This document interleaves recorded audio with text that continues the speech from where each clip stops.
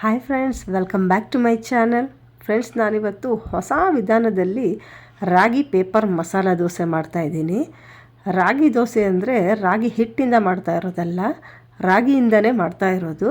ಇದು ಹೊಸ ರೀತಿಲಿ ಮಾಡ್ತಾ ಇರೋದು. ಡಯೆಟ್ ಮಾಡೋರಿಗೆ, ವೆಯ್ಟ್ ಲಾಸ್ ಮಾಡಬೇಕಂತ ಇರೋರಿಗೆ ತುಂಬಾ ಒಳ್ಳೆಯದು. ಇದರಲ್ಲಿ ತುಂಬ ಕ್ಯಾಲ್ಶಿಯಮ್ ಇರೋದರಿಂದ ಮಕ್ಕಳಿಗೆ ಕೂಡ ತುಂಬಾ ಒಳ್ಳೆಯದು.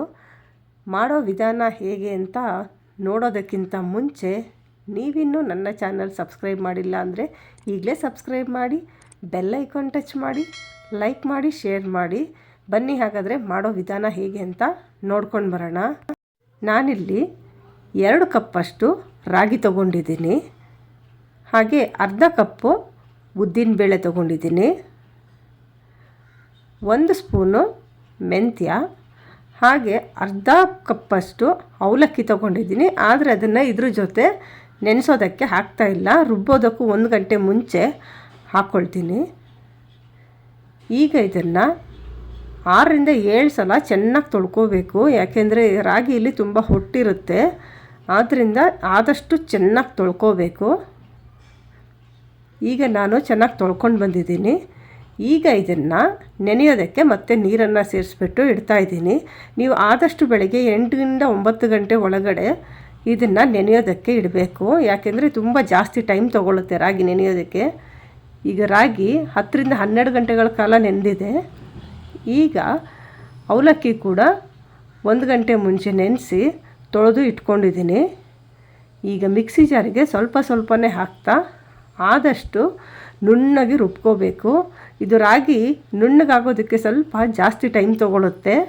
ನಾರ್ಮಲ್ ಅಕ್ಕಿ ರುಬ್ಬೋದಕ್ಕಿಂತ ಸ್ವಲ್ಪ ಜಾಸ್ತಿ ಟೈಮ್ ಬೇಕಾಗುತ್ತೆ. ಆದಷ್ಟು ನುಣ್ಣಗೆ ರುಬ್ಕೊಳ್ಳಿ. ಈಗ ರುಬ್ಬಿದಾಗಿದೆ. ರುಬ್ಬಿದಂಥ ಹಿಟ್ಟನ್ನು ಒಂದು ಪಾತ್ರೆಗೆ ಹಾಕ್ಕೊಳ್ತಾ ಇದ್ದೀನಿ. ಒಂದು ಸಲ ಚೆನ್ನಾಗಿ ಮಿಕ್ಸ್ ಮಾಡಿಬಿಟ್ಟು ಓವರ್ನೈಟು ನೆನೆಯೋದಕ್ಕೆ ಬಿಡಬೇಕು. ಹಿಟ್ಟು ಆದಷ್ಟು ಗಟ್ಟಿಯಾಗೇ ಇರಲಿ, ಜಾಸ್ತಿ ನೀರು ಸೇರಿಸೋದಕ್ಕೆ ಹೋಗಬೇಡಿ. ಈಗ ಇದನ್ನು ಫರ್ಮೆಂಟ್ ಆಗೋದಕ್ಕೆ ಬಿಡೋಣ. ಈಗ ನೆಕ್ಸ್ಟ್ ಡೇ ಮಾರ್ನಿಂಗ್ ನೋಡಿ, ಅಕ್ಕಿಯಿಂದ ಮಾಡೋ ದೋಸೆ ಹಿಟ್ಟು ರೀತಿಯೇ ಇದು ಎಷ್ಟು ಚೆನ್ನಾಗಿ ಹುದುಗ್ ಬಂದಿದೆ ಅಂತ. ಈಗ ಒಂದು ಸತಿ ಚೆನ್ನಾಗಿ ಮಿಕ್ಸ್ ಮಾಡಿಕೊಂಡು ಇದಕ್ಕೆ ರುಚಿಗೆ ತಕ್ಕಷ್ಟು ಉಪ್ಪನ್ನು ಆ್ಯಡ್ ಮಾಡ್ಕೊಳ್ತಾ ಇದ್ದೀನಿ.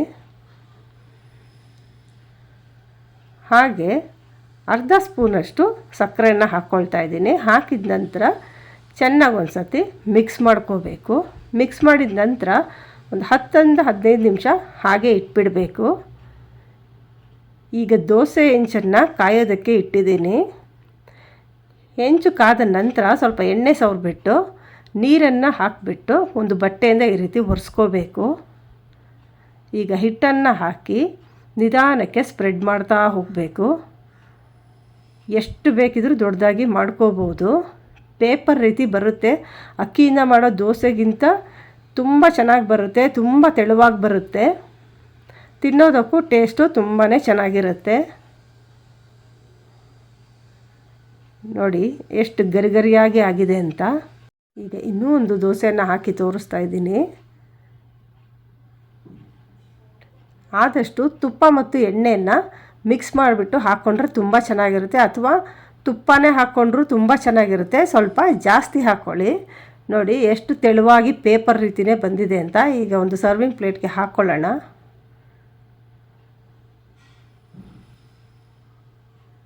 ನೋಡಿ ಎಷ್ಟು ಕ್ರಿಸ್ಪಿಯಾಗಿ ಗರಿಗರಿಯಾಗಿ ಎಷ್ಟು ತೆಳುವಾಗಿ ಬಂದಿದೆ ಅಂತ.